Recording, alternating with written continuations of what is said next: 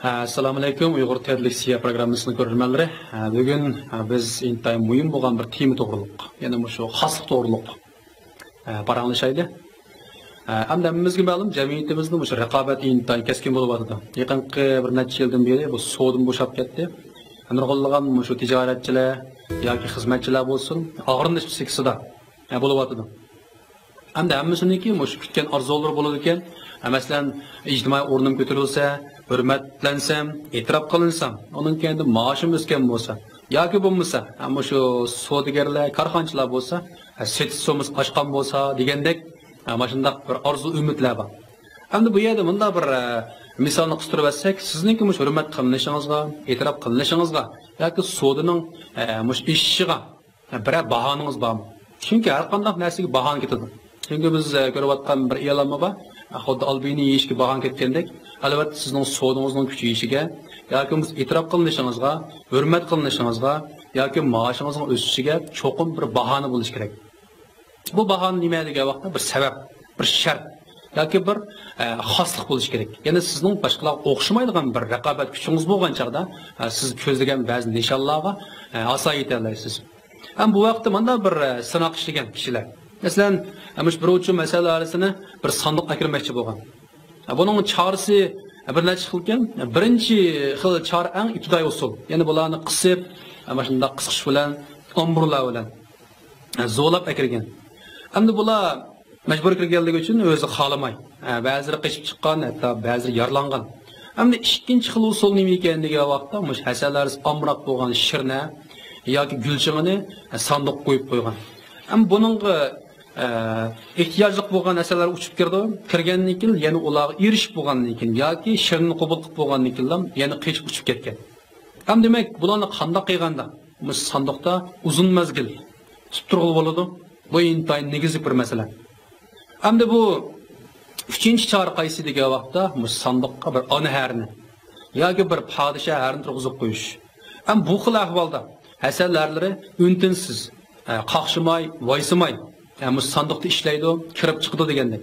Ham bu yerdagi prinsip zot nima degan vaqtda sizning savdo sohasida bo'lsin yoki xizmat sohasida bo'lsin, rahbarlik yoki xodimlarning sizni yoqtirishi yoki iste'molchininki sizning tovaringizni to'xtamay suylab elishi sabab faqat birlayadi. Demak, shu podshoh hariga o'xshash sizda bir sehrik ish bo'lish kerak, bir xoslik bo'lish kerak, boshqalarda yo'q narsa bo'lish kerak. Shunga biz yoshlar bo'lsin yoki har qanday bir kishilar bo'lsin hayotga tirishayotgan chaqda oldi bilan mablag' soladigan nuqta nima degan vaqt yonchiq emas, cho'qim kalla bo'lish kerak. Biz odatda buni shaklsiz kirim deb qo'yamiz. Ko'p qism kishilar xizmatga kirgandan keyin yoki ma'lum bir ishni boshlagandan keyin pulga bekarroq berilib qoladi. Ko'proq pul topsam bo'ladi, maoshim üstü bo'ladi degandek. Amaliyotda qandoq odamning maoshi usti. Albatta uning yetarli iqtidor, qobiliyat shakllangan vaqtda maosh tabiiy o'sadigan gap. Shunga bu yerdagi shaklsiz kirim ko'p qism kishilar eng sal qarawatgan nuqta. Shaklli kirim deganimiz shu maosh, pul, mukofot degan narsalar shu. Ham shaklsiz kirim degan nima desak qo'llanmaydigan. Lekin shu orqali biz kirim yaratamiz, ijtimoiy qimmat ta'minlab turadigan iqtidorni ko'rsatadi. Bu xuddi shaklli kirimni biliq desak, shaklsiz kirim dal shu biliqni qanday tutish mahoratini ko'rsatadi. Shunga bizniki shu do'stlar, yoshlar bo'lsin, baldırroq o'zida cho'qim bir xoslik shakllantirish kerak. Cho'qim yetarlik bo'lgan shaklsiz boylik shakllangan vaqtida iqtisod uning kendidan shakllik kirim sizni izlab keladi. Ham buni paydo qilish uncha oson emas. Hozirgidek shunday raqobat keskin jamiyatda sizga o'xshaydiganlar intayin ko'p. Demak, sizni boshqalar qanday tanlaydi? Cho'qim siz uningga bir bahona berishingiz kerak. Bo'lmasa, hech qanday farq ko'rilmasa, demak, sizning e'tiboringiz bo'lmaydi. Shunga biz cho'qim o'rganish jihatdan, izlanish jihatdan ko'proq kuchab, mablag'ning ko'p qismini cho'qim bo'yinning ustiga, ya'ni kallaga silish kerak. Chunki yanchiq quruq qolsa hech qisi yo'q, lekin kalla quruq bo'lib qolsa, bu intayin bir qo'rqinish ish bo'ladi. Hamda biz o'zimizdagi mayli odamiylik jihatdan bo'lsin yoki xizmat pozitsiyasi jihatdan bo'lsin yoki tovar yoki mulozimat jihatdan bo'lsin, boshqalarga o'xshamaydiganroq alayda bir xosni yaratish bizdagi birinchi nishon bo'lishi kerak. Mana shunday bo'lganda, mana shunday bir bahona bo'lganda, onun kendinden karşı taraf sizni izleydi, sizni közleydi. Xuddi bayanki mush onariga o'xshash nurg'unlagan iste'molchilarni yoki atrofingizda nurg'un kishilarni o'zingizga qarta olaysiz, jalb qila olasiz. Buningga cho'qim vaqtliq mablag' silish kerak. Shunga men o'tganda nima degan bir so'z bor. Ko'p qism kishilar mana shunday vaqtliq ziyonli foydani ko'zlaydi-ki, hargiz mush foydali ziyonni tatishni xohlamaydi. Foydali ziyon deganlik nima desak, garchi qarmoqqa boshqalarga o'xshamaydi qarab. Oz uxlaysiz, ko'parak tirishsiz, oz o'ynaysiz, ko'parak izlinsiz. Qarmoqqa siz xuddi bir ziyon bo'lgandek his qilasiz. Amaliyotda bu sizga umrlik foyda keladigan ishlar. Hamda shu xoslik to'g'riliq men bu so'zlayapman, bu shikarxonchiligimi bir formula bor bu vaqtda 6 ilingan 5 tang 11 deydigan. Hamda bu formula qarsangiz bay g'alati. 6 ilingan 5 amaliyot 1 bo'ladi. Qanday qilib 11 bo'lib qoldi? Bu to'g'riliq bir misol bor. Bir rayonda 1 million odam bor ekan, mush 10 savdogar sirtdan bir mal kirgizibdi. Bahosi 5 yuan ekan. Ham qolganlari hammasi asosiyatda shu savdo prinsipi bo'yicha 5 yuanga foyda qo'shib setibdi. Faqat birsila mush 10 ning ichidan hech qanday foyda qo'shmay 5 yuan setibdi. Hamda qolgan 9 buni mazaq qildi-da. Bu ahmoqga foyda olmaydi ekan deb. Hamda kunlarning o'tishi bilan 1 yil bo'lgan chaqda Putkul rayonidagi mush 1 millionga yaqin odamning ko'p qismlari mushu azon ham o'xshash mol ta'minlagan savdogarning milni yilishni boshlabdi. Hamda ikkinchili bu zavodga borgan chaqda mundaq bir fikr beribdi. Men 1 yilning yog'izi jafo chekib, mablag' sirib, tirishib, mushu bozor ochdim. Hozir qo'limda 1 millionga yaqin iste'molchi bor. Bo'lsa men boshqalar o'xshamaydiganroq bahoda bergan bo'lsanglar degandan keyin albatta zavod boshliq buning qo'shilibdi. Chunki buning qo'lida 1 millionga yaqin iste'molchi bor-da, bu uning xosligida hozir. Shuning bilan uningga 4,5 milliondan beribdi. Ham bag'andan keyin bu o'xshash iste'molchilarga endi o'xshash tushuntiribdi. Men 1 yilning yog'ida sizlarga obdan qo'llash epadim, sifat yaxshi, tovar azon. Bo'lsa mening oilam bor, qiyinchiligim bor, qo'llab qo'ysanglar degandan keyin ular aslidagi tovarning bahosiga 5 ming qo'shib qo'yibdi.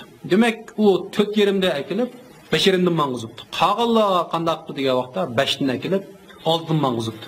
Endi sizlar o'ylab qo'ysanglar bo'ladi.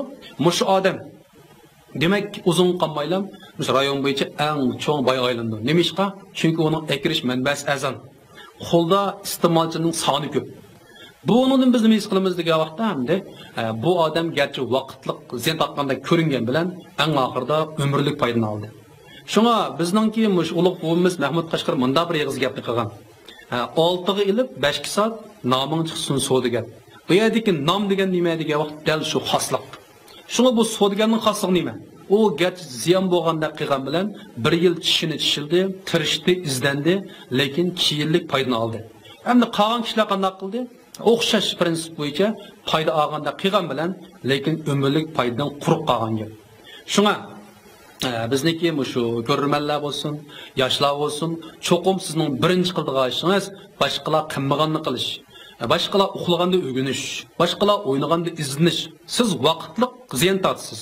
Lekin ma'lum mazgil o'tgandan keyin sizda yetarli xoslik, raqobat kuchi, shaklsiz kirim shakllanib bo'lgandan keyin siz umrlik foydani olasiz. Shunga dunyoda ozg'im 80% odam hech qanday bir nom nishonsiz ketib qoladi. 20% odam nima degan vaqtda ketgandan keyin uning izi qoladi. Nimishqa? Chunki ular boshqalar o'xshamaydigan yo'lni tanlagan. Chunki ularda xoslik bor, raqobat kuchi bor. Hamda bu xos yaratishda cho'qim sizda ikki prinsip bo'lish kerak. Bu vaqtda biz hammamiz biladigan dangliq masala bor. Mush to'shqon bilan toshbaqaning hikoyasi. Birinchi qismda hammanglar bilasizlar, to'shqon uturdi. Nimishqa degan vaqtda u o'ziga tamanno qo'yib uxlab qoladi. Hamda ikkinchisida bu rozuma, ya'ni musobaqaga tushdi. Musobaqaga tushib bo'lgandan keyin buyruq berildi, u butun kuchi bilan otlandi. Mush toshbaqani yengib olsam, sattuda yelimi deb. Ham osmondami yo'q, ko'kdim yo'q. Hamda tushkish qarab baqsaq, hech qanday bir asarmi yo'qda oxirgi manzilda. Hamda kashga yiqqan qarsi yana shu toshbaqni o'milab kelayotgan. Yani 1 soat o'tgandan keyin bu to'shqon asrab o'midab yetib keladi. Demak, bu yana uturdi-da. Bu yerdagi sababni so'raydi boshqalar. Yani nim bo'ldi, uxlab qoldingmi degandan keyin men butun kuchim bilan yugurib, beshimni ko'tamay, qaysi nishonga manganligim qaramabdiman. Yani ezib qopdiman degan gap. Ammo ikki xil masalaning o'zidan to'shqon uturibdi. Nima sabab bo'ldi? Birinchi sababdan nishonda odishish. Şuna adam hayatında çoğum bir iniq bir xaslık nişan tepip algandan keyin çoğum şunun qarta tirishchanlik ko'rsatishi kerak. Am birinchi qism nima qutadi? U tiz mangdim deb to'xtab qoldi. Amaliyotda hozir tiz manganlar emas, osti mangsimi to'xtamay manganlar yengalaydigan gap. Şunu siz avval o'zingizdagi xaslikni bayqab bo'lgandan keyin nishon cho'qim iniq bo'lsin, lekin chora tadbir usullar har xil bo'lsin.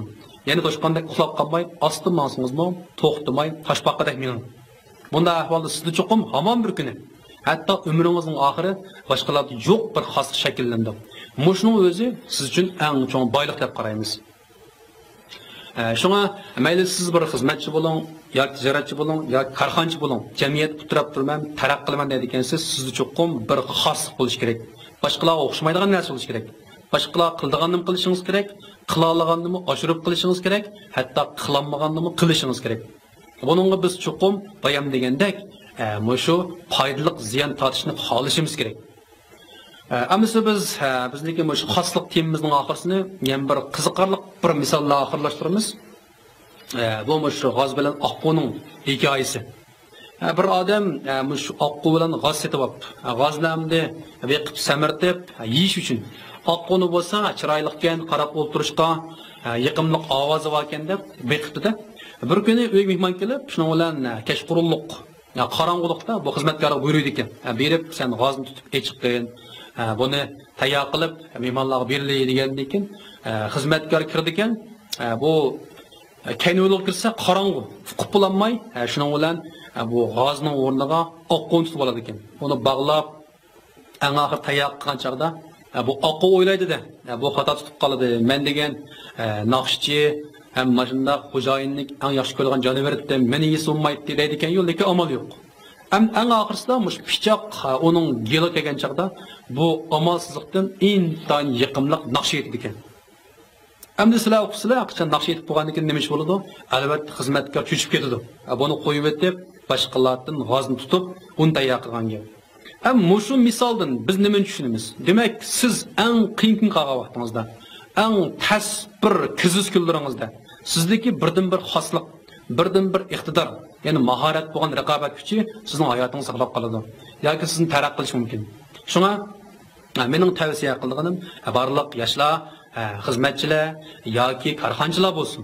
Siz baldirroq o'zingizning shu odamiylik jihatdagi, mahorat jihatdagi yoki suhbat jihatdagi yoki mulozimat jihatdagi xosligingizni tepib bo'lgandan keyin shuni davomli taraqqiy qildirib yo'ritishga bir umr tirishishingiz kerak.